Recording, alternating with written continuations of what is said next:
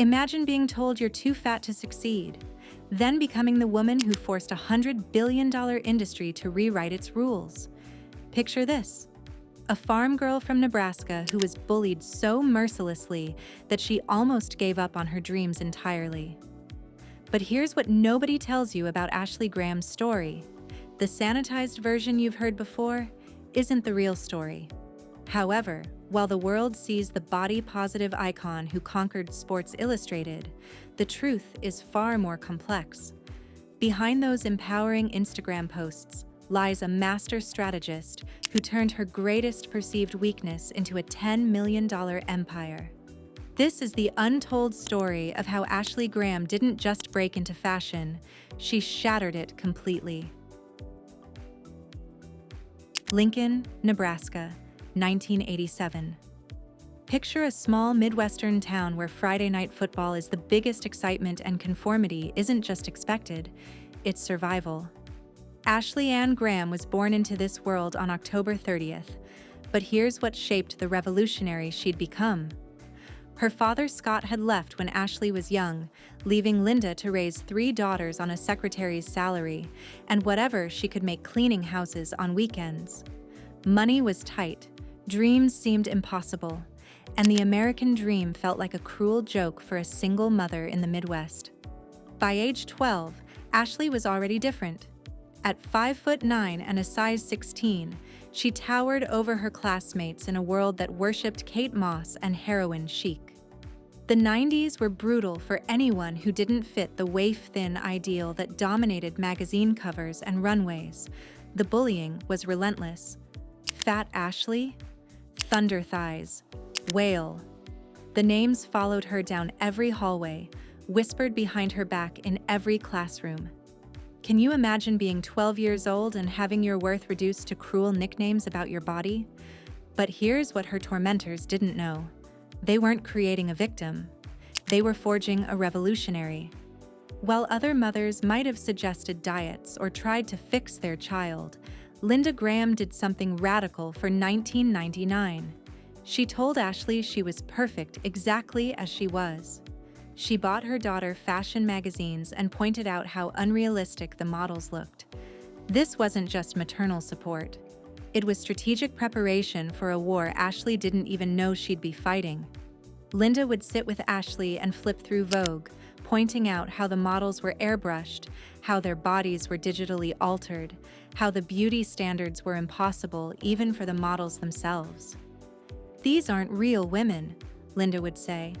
"You're a real woman, and that's more powerful than any magazine cover." 14-year-old Ashley was shopping with her grandmother at Oakview Mall in Omaha when a stranger approached. A scout from I&I agency asked the question that would alter her trajectory. "Has anyone ever told you that you should model?" The mainstream agencies took one look at her size 16 frame and said the same thing. "Come back when you lose 50 pounds. They saw a pretty face attached to the wrong body. They saw potential buried under what they considered excess. But I&I agency saw something different. They didn't see a girl who needed to transform. They saw a girl who could transform everything. At 14, Ashley Graham signed her first modeling contract, not despite her size, but because of it. The revolution had begun, but nobody knew it yet. 16-year-old Ashley stepped off the Greyhound bus at Port Authority with $300 and a dream everyone said was impossible. Here's what Ashley discovered in those first brutal months. The modeling industry had a dirty little secret. Plus-size models existed, but they were hidden away, relegated to catalog work, the fashion equivalent of being sent to the kids' table. Ashley spent her first years doing exactly that work. J.C. Penney catalogs, Lane Bryant ads, respectable work that paid bills but felt like prison. Because every day she watched size 2 models walk into the same agencies and walk out with Vogue covers. What made Ashley different wasn't just her size, it was her approach to modeling. While other plus-size models of the era played it safe, Ashley brought an intensity and sensuality that was unprecedented. Here's what fashion insiders knew, but never talked about. Ashley could nail a pose in one shot that took other models dozens of attempts. She understood angles, knew how to work with photographers, and brought a professionalism that impressed even skeptical clients. She studied the work of legendary photographers like Richard Avedon and Helmut Newton, understanding how they used light and shadow to create drama. Her technical skills were undeniable, but the industry wasn't ready for a plus-size model who demanded to be taken seriously as talent, not just a diversity checkbox. By 2007, Ashley had been in New York for 4 years. 4 years of being told she was too commercial for high fashion and too high fashion for commercial. She was caught in limbo designed to keep her exactly where the industry wanted her. Visible enough to claim inclusivity, but not prominent enough to threaten the status quo. She was ready to quit, ready to go back to Nebraska and accept that some dreams just aren't meant for girls like her. But then something happened that shifted the entire landscape. The fashion industry was having its own crisis. Sales were down across the board. Young women weren't connecting with the impossibly thin models on magazine covers. Market research was showing something revolutionary. Women wanted to see themselves in fashion.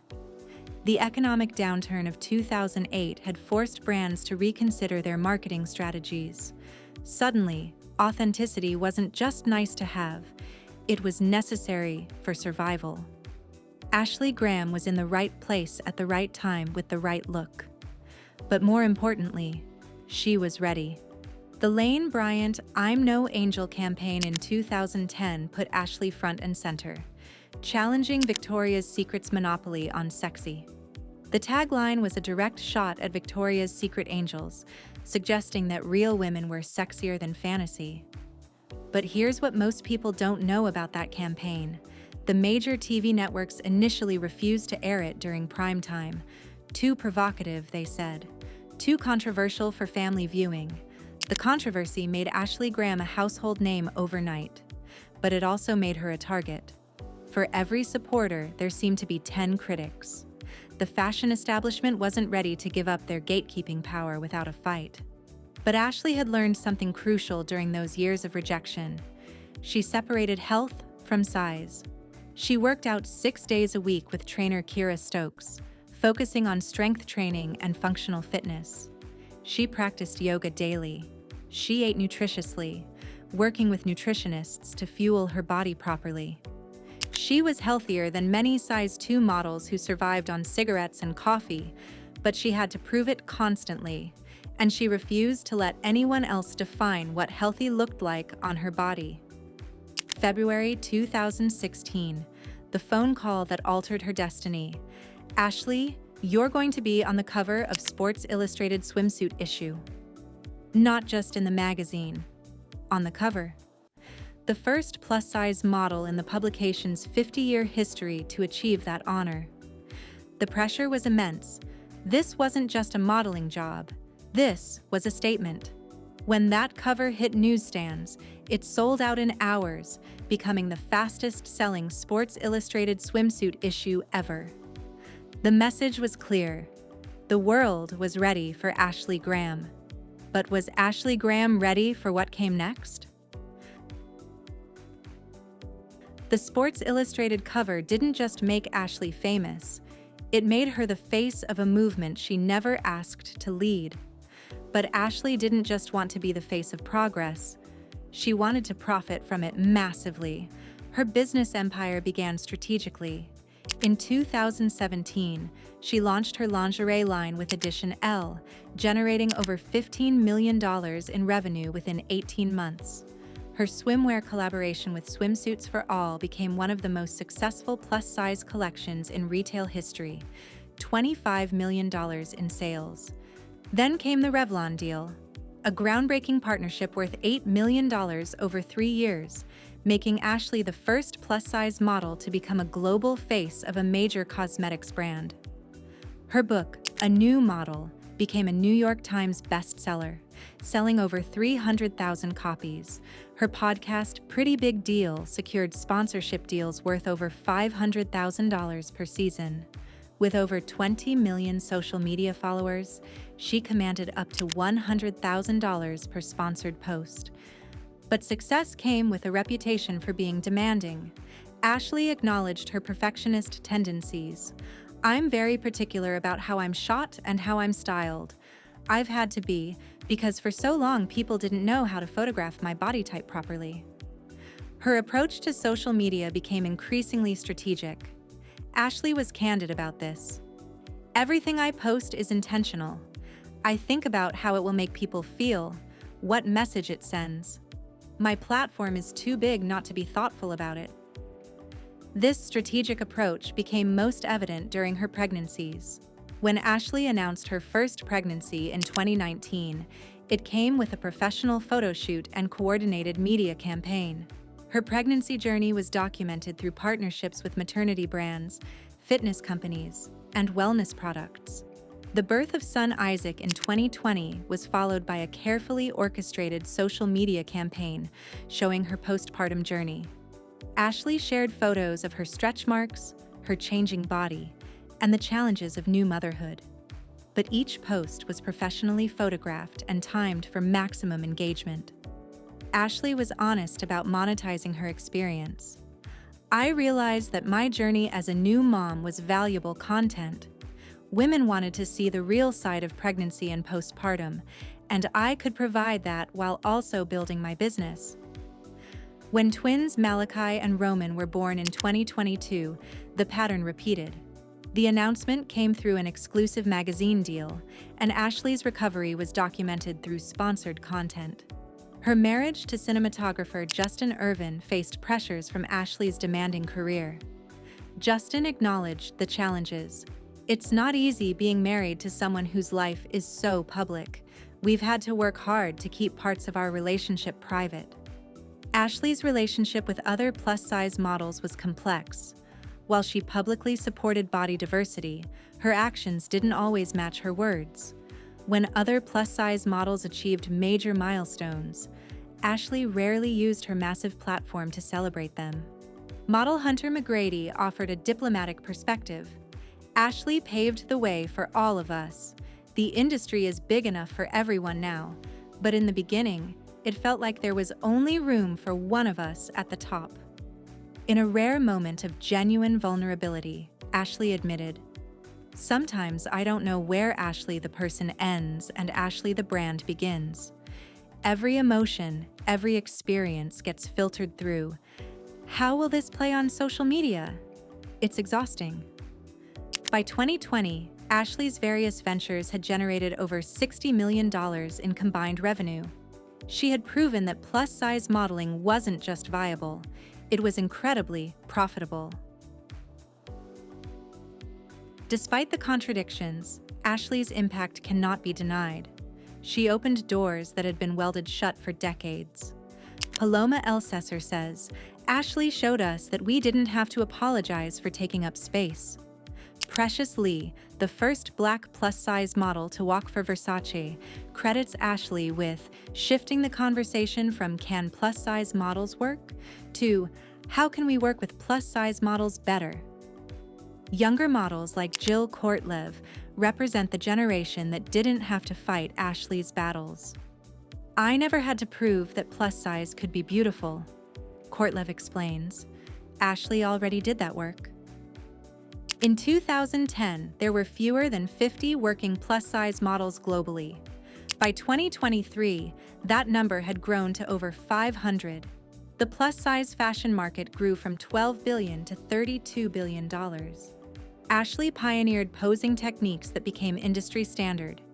She demanded equal pay and got it, lifting the entire plus-size category. When she partnered with H&M, their plus-size sales increased by 87%. But her greatest legacy is cultural. She normalized diverse beauty standards and influenced everything from advertising policies to social media algorithms. Studies show that exposure to diverse body types correlates with higher self-esteem among teenage girls. Ashley's influence on the next generation is self-sustaining. The models she influenced now mentor others. Paloma Elsesser guides emerging curve models. Precious Lee advocates for racial diversity. Hunter McGrady has built her own empire. The ripple effects continue today.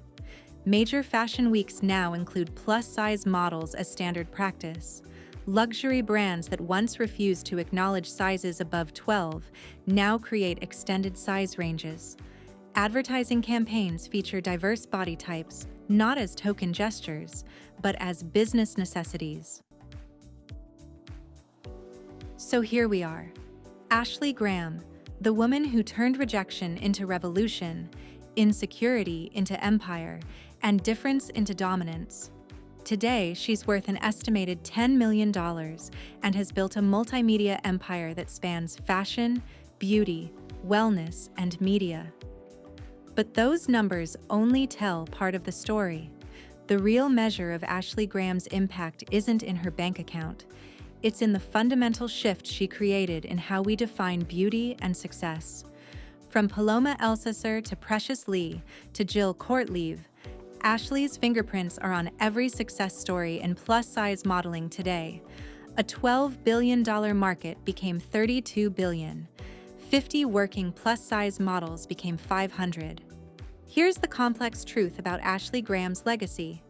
She's simultaneously the most authentic and most calculated figure in modern fashion. She built an empire on vulnerability while carefully curating every vulnerable moment for maximum impact. And you know what? That makes her human. That makes her real in a way that pure inspiration stories never are. Whether you embrace every aspect of body positivity or have reservations about its direction, Ashley's core message remains powerful. Your worth isn't determined by your dress size, and your dreams don't have expiration dates based on how you look. The girl who was told she was too fat to succeed became the woman who proved that determination and talent can obliterate any industry's limitations. She turned her greatest perceived weakness into her most powerful weapon, and in doing so, she didn't just alter her own life. She transformed the lives of millions of women who finally saw themselves represented in fashion. That's not just a career, that's a revolution. And that revolution is far from over. Ashley Graham's story proves that sometimes the most powerful thing you can do is refuse to accept the limitations others place on you. She didn't just break barriers, she obliterated them so completely that the next generation doesn't even know they existed. If you found Ashley's journey as compelling as I did, you need to hear about Naomi Campbell's untold story of breaking barriers and building a decade-spanning empire. Subscribe and hit that notification bell, because every week we're uncovering the stories that shaped the world we live in today.